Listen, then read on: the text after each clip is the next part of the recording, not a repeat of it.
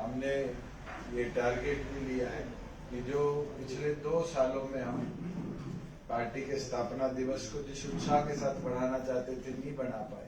2020 में कोविड की वजह से हमें स्थगित करना पड़ा और 2021 के अंदर किसान आंदोलन की वजह से कई अड़चने रही। इस बार उन परिस्थितियों से भी हम दूर हैं, प्लस अपने आप में एक लैंडमार्क है कि जो हमारा ये 4 साल कंप्लीट होने का सफर और 5वें साल की शुरुआत का सफर है, ये संगठन के अंदर जो कार्यकर्ताओं ने करे उसकी एकता और मजबूती का एक नया दृश्य।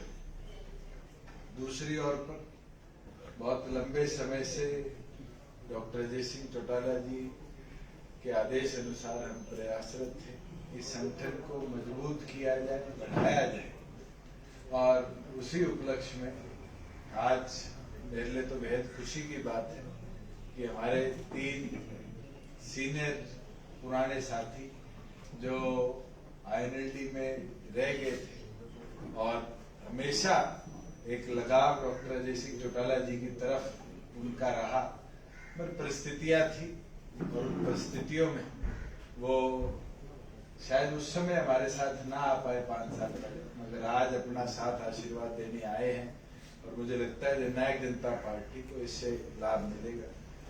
मुझे इंट्रोड्यूस करने में शायद मैं तो कमी छोड़ दूं, मगर आप सब बहुत अच्छी तरह जानते हैं चौधरी भागीराम जी को, जो पूर्व में मंत्री भी रहे, अनेक बार हरियाणा विधानसभा के 5 बार सदस्य भी रहे, और शायद इनका पॉलिटिकल करियर जो था वो अपने आप इलाहाबाद जो हमारी कॉन्स्टिट्यूएंसी थी, दड़बा कॉन्स्टिट्यूएंसी के साथ लगती, उसके अंदर एक अनुभवी योग्य लेजिस्लेटर के तौर पर इनने अपने आप की छवि दिखाई।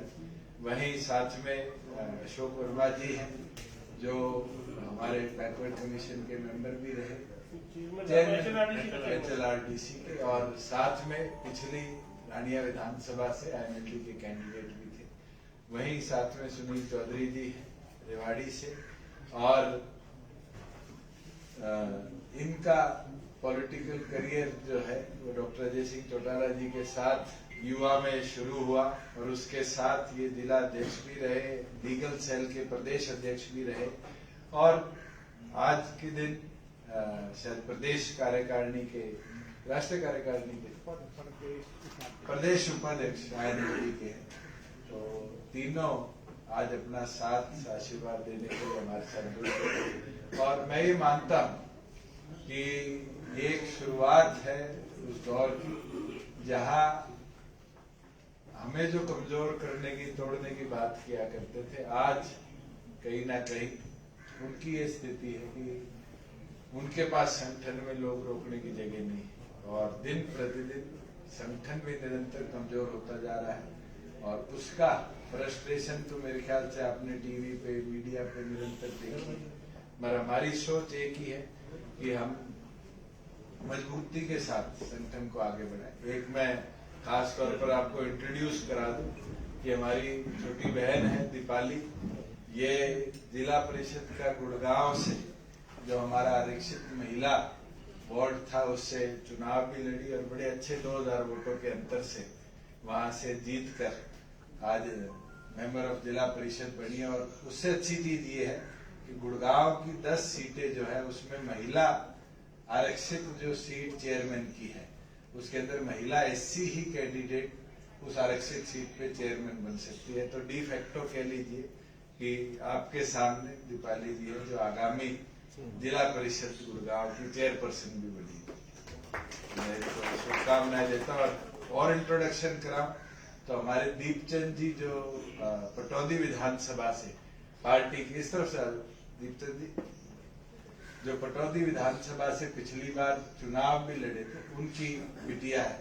तो हमारे लिए तो खुशी की बात है कि हमारे एक साथी जिसको पार्टी ने 3 साल पहले पटौदी की जिम्मेवारी दी थी, आज उनकी बेटी आने वाले दिनों में जब भी ओथ के बाद डेट आएगी तो गुड़गांव जिला परिषद की चेयरपर्सन भी बनेगी। कई साथी पिछले पंचायती राज जिला परिषद चुनावों की बातें कर रहे थे, तो मैं एक चीज का तो दावा कर सकता हूँ, 21 में तो दावा हम ठोकेंगे, एक के अंदर हमारे पास आज के दिन भी चेयरपर्सन है, और कोशिश यही है कि अगले 9 तारीख तक आपको कई ऐसी जिला परिषद ब्लॉक समितियां और कर दे जिसपे जननायक जनता पार्टी के साथी चेयरपर्सन का नेतृत्व भी देने का। मैं 2 मिनट औपचारिक तौर पर पहले ज्वाइनिंग करा दूं, फिर आपके कोई सवाल कोई क्वेरी हो तो मैं I'll be happy to answer it.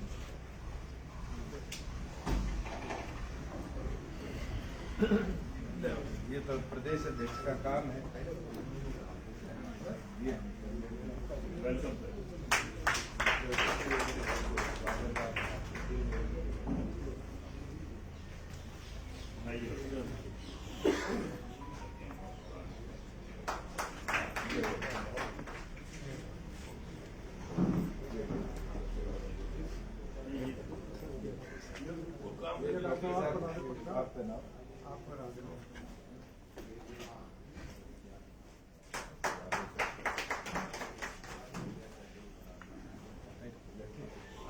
अब आप छोड़ देता हूँ मैं, क्योंकि मेरी सवा 4 एक और मीटिंग। सर, आज पंजाब के गवर्नर की एडमिनिस्ट्रेशन ने बोला है कि जब महामहिम जी आए थे तो चीफ मिनिस्टर नहीं आए पंजाब। दूसरी बार हो गया कि पंजाब के चीफ मिनिस्टर नहीं आए, तो आपका क्या रहेगा? देखिए, मैंने उस दिन पूछा भी था, और मुझे लगता है उन्होंने औपचारिक तौर पर ये कन्वे कर दिया था कि उनकी अनुपस्थिति रहेगी, क्योंकि वो गुजरात में थे। और मुझे लगता है कि अगर विदाउट इंफॉर्मेशन कोई नहीं आता, वो तो जरूर उस पद की गरिमा को भी ठोस पहुंचाना है, मगर अगर प्री इन्फॉर्म्ड है, और मुझे नहीं लगता कि ऐसा होगा कि पंजाब मुख्यमंत्री ने इन्फॉर्म नहीं किया। बहुत से ऐसे प्रोग्राम्स रहे हैं जो और प्रदेशों के अंदर भी मुख्यमंत्री या गवर्नर जब स्टेशन से बाहर हो तो उनकी जगह वो किसी की जिम्मेवारी लगाते हैं। और जब राष्ट्रपति आई थी तो उस समय भी मेरे संज्ञान से तो speaker Punjab was present for the all function. उन्होंने बोला कि अगर वो आते तो अच्छा था, क्योंकि इन्विटेशन भेजा गया था। आते अच्छा होता है, ठीक है, मगर कई बार व्यस्तता उपस्थिति। आज मैं कैबिनेट में 10 मिनट लेट आया, आप में से 2 साथियों के फोन आ गए कि आप कैबिनेट के लिए नहीं पहुंचे। दूसरा उन्होंने बोला कि जो हरियाणा स्पीकर ने फाइल दी थी जमीन अलग से देने के लिए विधानसभा की, उस पर अगर मैंने कोई अभी नोटिस नहीं किया, और जब तक पंजाब का मैं नहीं सुनूंगा तब तक मैं फैसला नहीं करता। देखिए, लैंड जो हमारी विधानसभा के लिए मांगी गई, इसका औपचारिक तरीका विधानसभा से नहीं है। Land will be taken through the chief secretary, और चीफ सेक्रेटरी ने औपचारिक तौर पर उसके बाद पत्र लिख के भेज दिया है। उस पत्र को गवर्नर साहब यूनियन होम मिनिस्ट्री को फॉरवर्ड करेंगे, और यूनियन होम मिनिस्टर के सामने पहले ही ये फैसला इस विषय के ऊपर जयपुर के अंदर जब नॉर्थ काउंसिल की बैठक थी तो हो लिया है। तो इन प्रिंसिपल अप्रूवल है, लैंड आइडेंटिफाइड है। अब तो सिर्फ ये है कि लैंड के बदले में लैंड लेने के प्रस्ताव के अंदर यूटी अप्रूवल देगी होम की तरफ से, या लैंड के बदले प्राइस अमाउंट ट्रांसफर पे दी जाएगी, उसके ऊपर फैसला करना है। और वो फैसला administrator, UT is not the final authority, union home ministry is the final authority to decide on it. तो मुझे लगता है कि जब होम मिनिस्टर ने कैबिनेट जो हमारी नॉर्थ काउंसिल की बैठक थी उसमें इसमें सहमति दी, तो कोई ज्यादा डिले इसमें होगा। पंचायत चुनाव को लेकर के सर इंडियन नेशनल लोकदल और आम आदमी पार्टी बड़े उत्साहित नजर आ रहे हैं। उनका कहना है कि जिला परिषद उनके अच्छी संख्या में जीतता है, 2024 की मांगी है। मैं तो एक चीज बोल सकता हूँ कि हम मिलकर 22 के 22 जिलों में गठबंधन कोशिश करेगा कि 22 के 22 चेयरमैन बढ़े। और मैं ये विश्वास दिला देता हूँ कि आज के दिन ये परिस्थितियां 1-2 में लगभग सभी जिलों में बन गई। अब कोई एक जिले से खुश हो रहे हो दोनों पार्टियां तो अलग बात। इस हिस्सा के अंदर सिरसा का ग्रैंड लाया सर, वही कह रहा हूँ, तो एक जिले से खुश हो रहा हो तो फिर पवन सिरसा का ये डिटेल बता देगा आपको शायद। सर, उनका ये क्लेम है ना कि पार्टी के सिंबल पर लड़े नहीं, और जहाँ लड़े वहाँ उनकी मतलब सीधा सीधा आप पे मैं आपके साथ ये लिस्ट मेरे पास है और पोस्ट होल्डर्स की है। जैसे दीपाली आज के दिन जिला परिषद का चुनाव लड़ा, दीपचंद जी हमारे पार्टी के पद अधिकारी हैं, इनकी बिटिया है। ये फैसला पार्टी की पंचायती राज बैठक में हुआ, फिर कमेटियां बनाएगी और उनने पूरे प्रदेश का दौरा किया और दौरे के अंदर ये निर्णय हुआ कि पार्टी मिलकर चुनाव लड़ेगी। उसके बाद ये निर्णय हुआ कि बिना सिंबल के चुनाव लड़ेगी और बिना सिंबल के चुनाव वाली बात पर फिर पार्टी ने सहमति बनाई और कमेटियों को आदेश दे दिया कि पैनल बना के पैनल के ऊपर निर्णय करे जाएंगे। और मुझे खुशी है कि जो पैनल बनाए अधिकतम साथी उन पैनल्स के अंदर से हमारे जीते। और मैं तो ये मानता हूँ कई तो ऐसे साथी हैं जो ग्राम पंचायत का, एक तो मेरे को सोनीपत में साथी मिला जो टॉस में चुनाव हार गया। अब उसकी किस्मत को आप क्या कहोगे, जीता मानोगे हारा मानोगे। मेरी खुद की कॉन्स्टिट्यूएंसी में डूमरखा में हमारे बैकवर्ड सेल का एक साथी चुनाव लड़ा, 1 वोट से चुनाव लड़ा।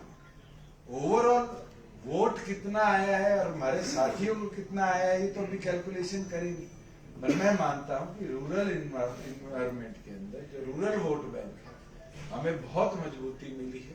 बहुत से ऐसे युवा हैं जो चुनाव जीत कर आए और मैंने जो आंकड़े उठाए हैं, मैं जितने सरपंचों से, जिला परिषद के मेंबरों से मिला हूं, सबसे खुशी की चीज ये है कि 50% तो इस बार महिलाएं आ गई, तो 50% हिस्सेदारी का वादा तो पूरा हो गया। मगर ये चीज, और ये तो आप पत्रकार साथियों आपको आंकड़े उठाने चाहिए कि बिलो द एज ऑफ 45 21 साल से 45 साल के कितने युवा चुनाव जीते, और मैं गारंटी दे सकता हूँ 75% इसमें युवा मिले जो आज के दिन इलेक्शन जीत के आए। हमारा तो टारगेट था सक्रिय राजनीति में युवाओं को भागीदारी मिले, उनकी हिस्सेदारी बढ़े, और आज उसका लाभ मिला है। और सबसे अच्छी चीज है कि ऑड इवन प्रणाली जो हमने लागू करी 50% के लिए, उसको किसी ने चैलेंज नहीं किया। वुमेन रिजर्वेशन को चैलेंज किया, बैकवर्ड रिजर्वेशन को चैलेंज किया, एससी रिजर्वेशन को चैलेंज किया, मगर किसी ने ऑड इवन प्रणाली को चैलेंज नहीं किया। इस बार जिस सीट पे पुरुष है और जिस सीट पे महिला है, अगली बार वो रिवर्स होगा और उससे नए लोगों को, नए टैलेंट को ये मौका मिलेगा कि वो अपनी प्राइमरी पॉलिटिक्स के अंदर हिस्सेदारी को। सर, एमबीबीएस छात्रों का जो हड़ताल है वो लगातार जारी है। मुख्यमंत्री से भी वो गिरे, लगातार 3 दौर की वार्ता जो है हो चुकी है, लेकिन अभी तक जो बॉन्ड पॉलिसी पर जो है वो सहमति नहीं बनी। आप भी खुद उनसे मिलकर आए थे, किस तरीके से छात्रों की डेलीगेशन का जो आप रखेंगे, किस तरीके से समक्ष रखेंगे मुख्यमंत्री? देखिए, मेरी मुलाकात जब मैं रोहतक गया था 7 इनके छात्र नेताओं से हुई थी। मेरे आगे उन्होंने 4 पॉइंट्स रखे थे। पहली चीज कि जब हम एमबीबीएस से एमडी और एमएस की ओर जाएंगे तो क्या हमारा बॉन्ड कैरी फॉरवर्ड होगा, और मुझे लगता है सीएम साहब ने उस पर कल सहमति दे दी। बल्कि उस केस के अंदर जब वो एमडी करेंगे तो वो पीरियड भी बॉन्ड के अंदर ट्रीटेड पीरियड के तौर पर काउंट होगा, जो कि उनकी बात की सहमति। दूसरी चीज 40 के आंकड़े को नीचे लाने की बात है। मैं तो सीएम साहब का धन्यवाद करता हूँ कि एक बार हमने डिस्कशन करी और उन्होंने कल सहमति जताई कि इसको कम कर 30 लाख कर दिया जाएगा, जो कि ऑप्टिमम 25 लाख रुपए ही बच्चे के ऊपर 25-23 लाख रुपए पड़ेगा। तीसरा विषय उनका था कि अगर गवर्नमेंट जॉब अश्योरिटी नहीं देती तो क्या बॉन्ड का बर्डन हमारे ऊपर तब रहेगा, और इस पर बड़ी अच्छी तरीके से कल निर्णय ले लिया गया है कि बॉन्ड का, अगर गवर्नमेंट अश्योर्ड आपको कॉन्ट्रेक्चुअल जॉब नहीं दे पाती 1 साल के अंदर अंदर, तो आपको बॉन्ड भरने की जरूरत नहीं है, गवर्नमेंट विल बेयर इट। अगर आप प्राइवेट सेक्टर में प्रैक्टिस नहीं करते, तो अगर आप प्राइवेट सेक्टर में प्रैक्टिस करते हो तो आप वहां से बॉन्ड की जो किस्त है उसको भर पाओ। तो जॉब अश्योरिटी की आपने बात करी, स्टूडेंट्स का कहना है कि ये बातें जो है वर्बली हुई है, लेकिन हमें रिटन में चाहिए गवर्नमेंट से कि अगर जब प्रदेश के मुख्यमंत्री प्रेस कॉन्फ्रेंस में आकर 1-2.5 घंटे की बैठक के बाद बात कहता है तो वो कमिटमेंट। मैं उनसे मिलके आया था, मैंने कोई रिटर्न में बात नहीं करी थी, 4 विषयों पर चर्चा करी थी और चारों पर आकर रात को सीएम से बात भी करी और सीएम से बात करके सहमति भी हमने बनाई कि इन चीजों पर हम जरूर विचार करेंगे। और उसके अंदर तो उन्होंने कदम आगे उठाया कि अगर कोई इंटरेस्ट भी होगा तो सरकार पे करेगी। मैं ये मानता हूं कि अब उन छात्रों को इसमें सहमति दिखानी चाहिए। जो उनकी मुख्य मांग थी उसको सरकार ने पूरा किया है, और अब क्योंकि एडमिशन सेशन चल रहा है, उनका भी करियर इम्पैक्ट होता है, उनको वापस काम पे और पढ़ाई पे लौट जाना। उन्होंने कहा सीएम साहब ने कि पॉलिसी लागू करें, जो रिवाइज है पॉलिसी जारी होगी। जब कमिटमेंट ही होगी गवर्नमेंट की तो पॉलिसी प्रिंटेड ऑन पेपर आने में बहुत लंबा समय नहीं लगता, मगर चौथा बिंदु क्या था जो टीम को बता दिया आपने? इंटरेस्ट वाला, अच्छा, इंटरेस्ट सबवेंशन भी गवर्नमेंट। सर बुढ़ापा पेंशन पे ब्रेक लगा हुआ है सर काफी समय से, उसको लेकर भी क्या मैंने चर्चा करी है और उम्मीद है कि जल्द उसके ऊपर हमने जो 250 रुपए का इंक्रीज करना है उसको करेंगे। इसके अलावा आपने जिस तरीके से विधायकों को 25 करोड़ रुपए देने की बात की थी, अब पंचायतें का गठन हो गया है सर, कुछ यहाँ के लिए भी कुछ विजन देखिए, लेकर विधायकों के 25 करोड़ रोड इंफ्रास्ट्रक्चर के लगभग 19 विधायकों के मेरे पास जो उनके इंजीनियरिंग विंग्स के फाइनल अप्रूवल आ गए हैं, उनको हमने अप्रूव कर दिया है।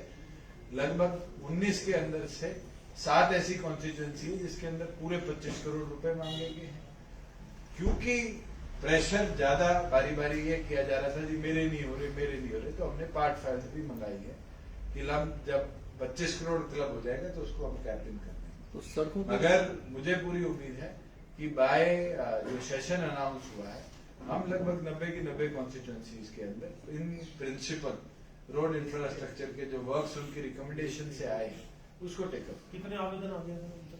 लगभग 17 एमएलए के मेरे पास से अप्रूव होके जा रही है, बचे हुए के इन प्रोसेस है, क्योंकि कोई सड़क का नाम लिखने तो सड़क का काम तो नहीं बनेगा, उसको इंजीनियर जाएंगे, नापेंगे, उसका एस्टिमेटेड कॉस्ट बनाएंगे, कॉस्ट बन के फाइल बनेगी, फाइल बन के आएगी। जिन जिन का मेरे पास आ गया उनका हमने अप्रूव कर दिया, कोई पेंडेंसी नहीं है। जिन जिन का पेंडिंग है आने वाले समय में जैसे जैसे आएगा उसको मैं सर पंचायतों में भी अब क्योंकि अब गठन हो गया है, पंचायतों में भी कुछ इस तरीके का रिजल्ट लाएंगे? अभी तो शपथ लेने दीजिए, हमने अनाउंस कर रखा है कि हम मॉडल लाइब्रेरी बनाएंगे और उसके अंदर मैं तो सभी आपके माध्यम से भी नव नियुक्त सरपंचों को भी पढ़े लिखे हैं उनसे आग्रह करूंगा, एक तो जो ये पर्ची बनाकर मेरे गांव में गली की मांग है, मेरे गांव में नाली की मांग है, ये देने की जरूरत है।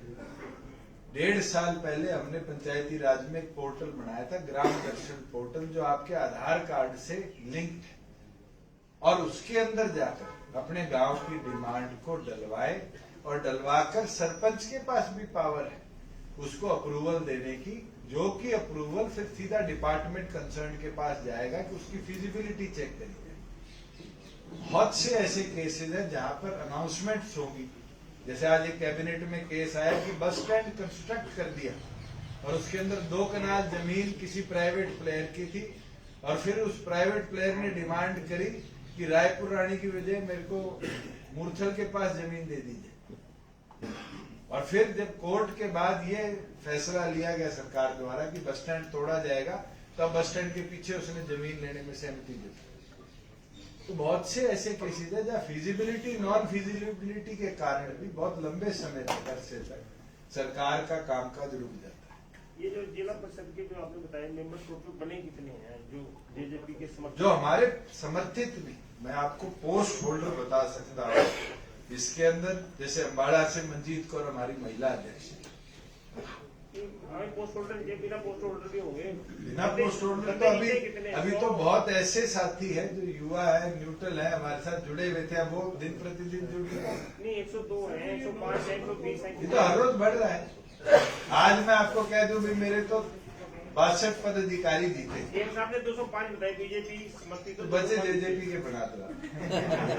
सीधा क्या 9 दिसंबर को पार्टी का स्थापना दिवस आप भिवानी में मना रहे हैं, तो इसमें आपकी स्टेट लीडरशिप के अलावा भी आप कोई? देखिए, पार्टी का स्थापना दिवस है, हर संगठन अपना स्थापना दिवस सांगठनिक तौर पर मनाता है। बिल्कुल इसके अंदर मैं कोशिश करूंगा कि भारतीय जनता पार्टी के सीनियर लीडरशिप में से कोई एक आए, मगर पिछली बार भी जब मैंने रिक्वेस्ट करी थी तो उनका सुझाव भी यही था कि ये आपका पार्टी का इंटरनल स्थापना दिवस है, हमें मिलकर एक जॉइंट रैली करनी चाहिए, और उसके लिए हम प्लान कर रहे हैं कि जनवरी फरवरी या मार्च के अंदर एक बड़े लेवल पर, क्योंकि अभी तो सारे 8 तारीख तक तो बीजेपी के भी साथी गुजरात में और हिमाचल के रिजल्ट्स में व्यस्त हैं, तो इस दौरान तो मैं भी फील्ड में रहा हूं, मुझे भी मौका नहीं मिला, मगर मेरी तरफ से निमंत्रण जरूर दिया जाएगा और आगे उनका क्या रिप्लाई आता है उस पर, मगर क्योंकि ये हमारा इंटरनल पार्टी का एक बहुत बड़ा फंक्शन है। हम सम्मान दिवस जब आईएनएलडी के टाइम पे थे, सम्मान दिवस आईएनएलडी का स्थापना दिवस नहीं था, चौधरी देवीलाल जी का जन्म दिवस मनाया जाता, या तो अगले साल 25 सितंबर को बनाएं, जिसमें चौधरी देवीलाल जी का जन्म दिवस हम सेलिब्रेट करें और दीनदयाल उपाध्याय जी का जन्म दिवस बीजेपी मिलकर सेलिब्रेट करे। इस तरह का कोई ज्वाइंट फंक्शन बनाया जाएगा, नहीं तो फिर एक म्यूचुअल किसी बड़े दिवस पर कोई एक बड़ा फंक्शन करके हम आगे मार्च तक बता रहे हो, मार्च तक करें कहा है, आगे और बढ़ सकते हैं। नहीं मार्च 22 दिसंबर को विधानसभा का शीतकालीन सत्र शुरू हो रहा है और 22 दिसंबर को ही कांग्रेस की भारत जोड़ो यात्रा जो है वो हरियाणा के अंदर जो है वो एंटर करने जा रही है। इस तरीके से देखते हैं आप भी कैबिनेट में मौजूद थे, इस फैसले को किस देखो, तरीके से- मेरे को कल एक साथी पत्रकार ने पूछा था कि भारत जोड़ो यात्रा हरियाणा में आ गई। मुझे तो ये भी नहीं पता यात्रा पहुंची कहाँ है। अब वो हरियाणा में किस डेट को घुसेगी तो कांग्रेस का इंटरनल डिसीजन है, और वो साथी हाउस में आएंगे या राहुल जी के साथ पैदल चलेंगे वो उनका इंटरनल डिसीजन है। हमारा तो क्योंकि 21 दिन का नोटिस देना है, आज 1 तारीख है, तो 1 के बाद 21 दिन कौन सी तारीख होती है? 22 होती है, तो हमने 22 को चुना। इसके अंदर कोई ये सोच के, और कैबिनेट की डेट तो कोई आज की तय नहीं थी, आज से 20-22 दिन पहले तय कर दी गई। तो ये तो नेचुरली चुना हुआ दिन है, और हमारा प्रयास रहता है गुड गवर्नेंस डे के आसपास विंटर सेशन बुलाया जाए। अब इसके ऊपर तो कांग्रेस के साथ ही विचार करें कि राहुल गांधी को 4 दिन यूपी और घुमा ले। आप कह रहे हैं जिस तरह से जिला परिषद चुनाव में बिना सिंबल के लड़े जीत हुई है, भूपेंद्र सिंह हुड्डा कह रहे हैं कि बीजेपी और जेजेपी का सुपार है, इस चुनाव में जनता ने आईना दिखा दिया है सरकार को खुश नहीं। ये सब हुड्डा साहब को भारत जोड़ो के साथ साथ कांग्रेस जोड़ो की ओर भी सोचना चाहिए। आज कांग्रेस पार्टी की ये हालत होगी कि इनके नेता फील्ड में तो जा नहीं पा रहे, और आपसी एक दूसरे पे आरोप लगाकर कांग्रेस को दिन प्रतिदिन खत्म कर रहे। आपने खुद देखा कि राजस्थान के चीफ मिनिस्टर ने कैसे पूर्व डिप्टी चीफ मिनिस्टर के लिए शब्द यूज करे, गद्दार है। आपके सामने 8 तारीख को हिमाचल का रिजल्ट आए और नतीजा देख लेना हिमाचल में कांग्रेस का क्या। आपने आदमपुर में देखा कि इस तरीके से कांग्रेस के अंदर एक भी हुड्डा फैक्ट को छोड़ के कोई आदमी नहीं आया प्रचार। ये चीज साबित है उनका तो संगठनिक ढांचा ही आज खड़ा नहीं हो पा रहा, और वो ऐसे 2 दलों के लिए बात करते जिनका सांगठनिक ढांचा बहुत मजबूत है और दिन ब दिन बढ़ रहा है। वो उनकी फ्रस्ट्रेशन है, और उस चीज को कहीं ना कहीं ऐसी बातें जो राजनीतिक तौर पर आमतौर पर हम करते हैं कि उनका सुपड़ा साफ हो, मुझे लगता है कि 2024 के अंदर कांग्रेस का देश में से सुपड़ा साफ देश की जनता। ये जो हमें बुढ़ापा पेंशन 250 रुपए बताई थी, 250 बढ़ेगी। 250 तो पीछे बढ़ाई थी, आगे नहीं, और आपने बढ़ाई। कोई जिक्र 250 का क्या वो समझ नहीं आया, पहले वाली लास्ट- बात कर रहे हैं, बाद वाली बात कर रहे हैं। लास्ट वाली जो तो आप बात तो ये दवा के बुढ़ापा पेंशन 5000 आगे बढ़ाएंगे, बस मैं ये कह सकता हूँ, और इसके लिए जब मुझे संघर्ष करना पड़े तो करूँ। 5000 करवाने के लिए 5100 हो म्यूचुअल, मैं एक चीज कह सकता हूँ, दोनों पार्टी की म्यूचुअली सहमति बनी थी कि बढ़ाया जाएगा। अब हमारा घोषणा पत्र उसको 5000 कहता था, 5100 कहता था, भारतीय जनता पार्टी का 3100। उसके बीच में जहां भी आई, अब मैं आज 50 MLA का तो प्रतिनिधि लेजिस्लेटिव में प्रतिनिधि नहीं कर, 10 MLA के बावजूद भी हमने बहुत से ऐसे हमारे घोषणा पत्र के एजेंडाज थे जिनको संपूर्ण पूरा किया। अब एक तो आपके साथ साझा कर देता हूँ, किसी ने सोचा भी नहीं होगा, हमारे घोषणा पत्र में लिखा हुआ था कि मिनिमम वेज जो स्टेट की होगी उसको हम 17,000 रुपए करेंगे। आज के दिन कौशल रोजगार निगम की जो DC रेट जिसको बोलते हैं, इसकी मिनिमम वेज पता है आपको कितनी? 17,600 रुपए 11 दिनों, 17,100 रुपया 7 जिलों में, और बचे जो 4 जिले हैं जहां पर हाउस रेंट बहुत कम है, एम्प्लॉयमेंट बड़ी लिमिटेड है, वहां पर 16,800। बहुत सी ऐसी चीजें हैं जो हमने संपूर्ण पूरी कर दी। वो जहां बात आज के दिन स्टेट के एक्सचेकर के ऊपर, स्टेट के फाइनेंसिस के ऊपर देखने की बात आती है, उनके ऊपर सरकार को मिलकर निर्णय लेना पड़ता है। मैं भी आज एक्साइज एंड टैक्सेशन देख रहा हूं, मुझे भी पता है कि मेरा GST का जो कॉम्पनसेशन सेस 5 साल आना था वो इस साल बंद हो गया। 10,000 करोड़ तो स्टेट का बजट वैसे ही माइनस हो गया। अगर इस तरह की स्कीम्स के अंदर हम बर्डन बढ़ाएंगे तो इनडायरेक्टली डायरेक्टली हमारी जीडीपी भी इफेक्ट होगा। मगर म्यूचुअली हमने बहुत से निर्णय करे हैं और बुढ़ापा पेंशन क्योंकि आज के दिन चौधरी देवलाल जी से जुड़ा निर्णय है, इसमें मैं पीछे नहीं हटूंगा। कहीं आप ये सोचते हो कि मैं इसको यहाँ छोड़ दूं, संघर्ष करना पड़ेगा, जरूर करूंगा। अगर मेरे को दिल्ली चर्चा करनी पड़ेगी तो भारतीय जनता पार्टी की लीडरशिप से दिल्ली में भी चर्चा करूंगा। संघर्ष किस टाइप का? जरा डिटेल में। क्योंकि सत्ता में रहते सरकार में डिप्टी सीएम रहते संघर्ष अरे क्यों नहीं करना पड़ता? आप क्या सोचते हो सारी चीजें सरकार में एक आदमी के निर्णय से? ये तो संघर्ष होता है दफ्तर के अंदर बैठ के हमारे सामने हाँ, तो कागजों में करना पड़े, फाइलों में करना पड़े, फाइनेंस से अप्रूवल लाने पड़े। एक सड़कों पे उतरने का नहीं वैसा जरूर नहीं, मुझे नहीं लगता मुझे जरूर। ठीक। और तीसरा जो बीजेपी और जेजेपी की समन्वय समिति जो निशान सिंह काबोज जी ने कहा था कि पुराने वाले जो आए थे वो चले गए अभी तो नए प्रभारी आए हैं विप्लव देव जी। ये कहा था एक महीने में एक मीटिंग जरूर होगी, तो वो हो रही है मीटिंग या अभी नहीं हुई क्योंकि तावड़े जी का ट्रांसफर हो गया और विप्लव जी आए हैं। विप्लव जी के साथ जरूर हमारी बैठक भी हुई थी, बस समन्वय समिति के ऊपर अभी पहली औपचारिक बैठक भी नहीं।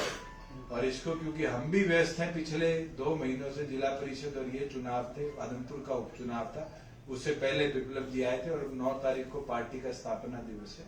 उसके बाद जरूर इसकी भी बैठक कर आगे घोषणा पत्र का आपने कहा कि अधिकतम वादे पूरे हो गए, तो एक डाटा सा कोई आंकड़ा मोटा मोटा आपको दीप कमल एक लिस्ट इमीडिएटली इशू करा देगा कि कितने ऐसे पॉइंट्स हैं जो घोषणा पत्र के पूरे हो गए और कितने ऐसे जो इमीडिएटली हम टेकअप करेंगे। कई तो ऐसी चीजें हैं जो शायद इम्प्लीमेंट भी हो चुकी है और हमें आज उसकी भनक नहीं।